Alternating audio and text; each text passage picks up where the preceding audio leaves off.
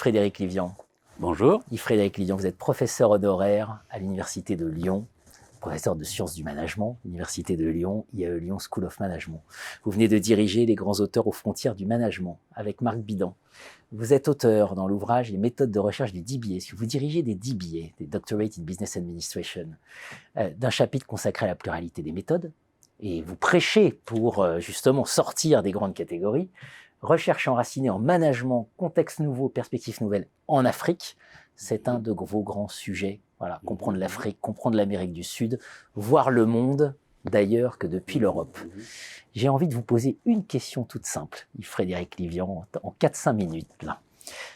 Finalement, quand on étudie l'Afrique, quand on étudie l'Amérique du Sud, comment ça nous réinterroge en Europe aujourd'hui?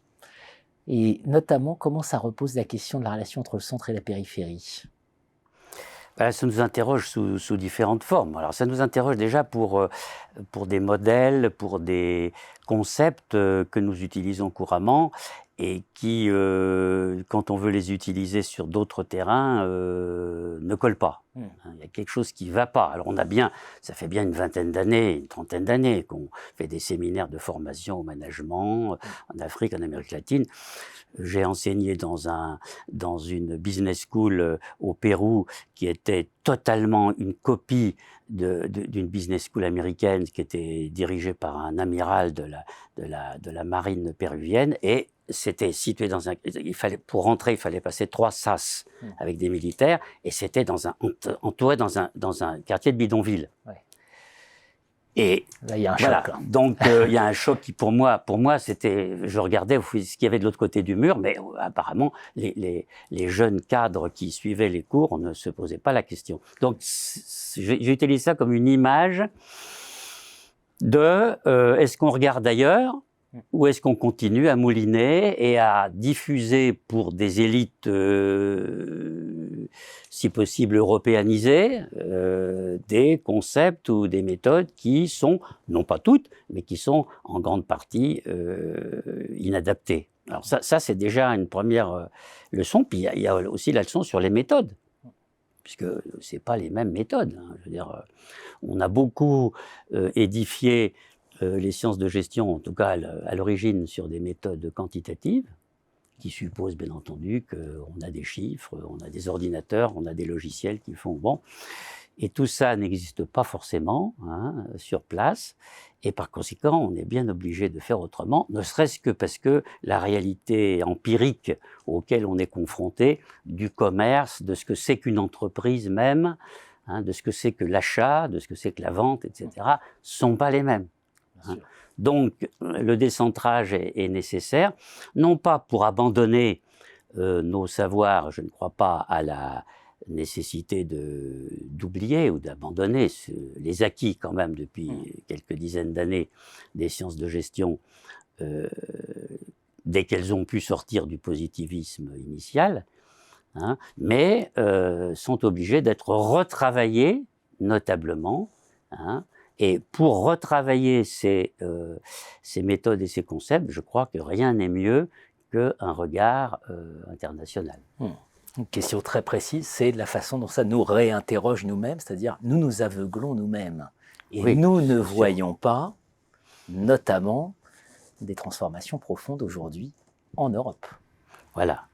Alors ça, une des transformations qu'on peut utiliser, dont on peut parler en reprenant certains schémas proposés par exemple par Achille Mbembe, c'est la distinction centre-périphérie, bien connue, avec un schéma dans lequel il y a un centre, dans lequel il y a des emplois de haute qualité, il y a des qualifications qui sont concentrées, et puis effectivement on sous-traite, il y a une périphérie plus ou moins sur lequel on verse éventuellement une larme, mais bon, ou pour lequel on envoie un audit pour essayer de vérifier que les pauvres ouvrières pakistanaises ne sont pas trop exploitées. Alors, bon, ça, c'est le schéma sur lequel on a en gros vécu, y compris le schéma intellectuel de beaucoup de cours de gestion sur l'exportation, sur la sous-traitance, sur la délocalisation, etc.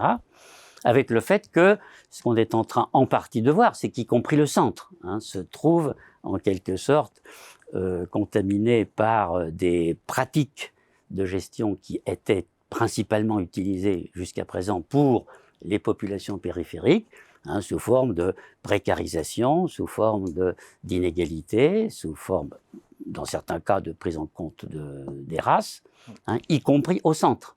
Et que du coup, cette distinction entre centre et périphérie est peut-être aussi une distinction qui n'est plus tout à fait valable aujourd'hui. Donc voilà encore un autre élément de quelques points clés de nos sciences de gestion jusqu'à présent qu'il faudrait peut-être remettre en cause. Remettre en cause, en préparant cette émission, vous m'avez confié, vous me dites, voilà, quand un livreur Deliveroo ou Uber aujourd'hui fait sa livraison, est-ce qu'il est au centre ou est-ce qu'il est à la périphérie? Voilà, alors le livreur Deliveroo, il est à la fois le représentant de ce que certains ont pu présenter, je l'ai trouvé dans des ouvrages, y compris dans nos manuels de gestion. Si on prend des manuels de marketing, etc., qui trouvent que c'est très bien, qu'on répond aux consommateurs immédiatement avec les nouvelles marques là qui vous permettent de vous livrer un tube dentifrice dans un quart d'heure, etc.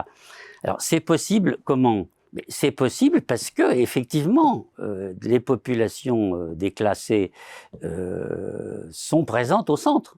Qui vient vous livrer? Effectivement, c'est quelqu'un qui est souvent un immigré, ou un étranger en situation plus ou moins. Il y a tout un système.